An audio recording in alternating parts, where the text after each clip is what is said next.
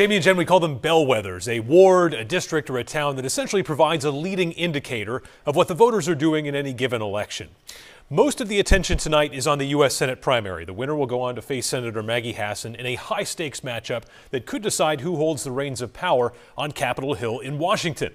And we have a unique situation in that the polling frontrunner, General Don Bolduc, ran just 2 years ago in the Republican U.S. Senate primary. He lost that contest, and it was an election conducted amid the COVID-19 pandemic, so it was a different kind of year.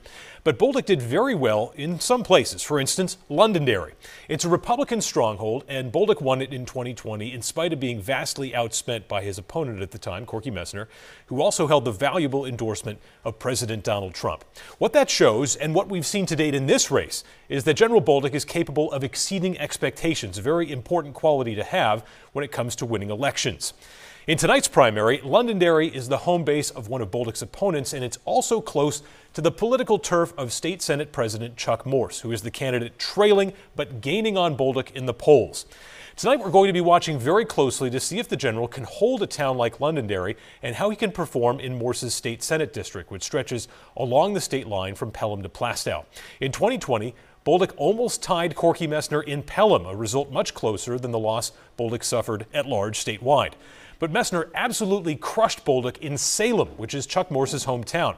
He also ran up the score on Bolduc in Atkinson and Plaistow. So as the results come in tonight, we'll be keeping an eye on these towns. If Chuck Morse is going to pull off a remarkable come-from-behind victory, we're going to see it in a very strong showing where people know the man in person, not just from the TV commercials.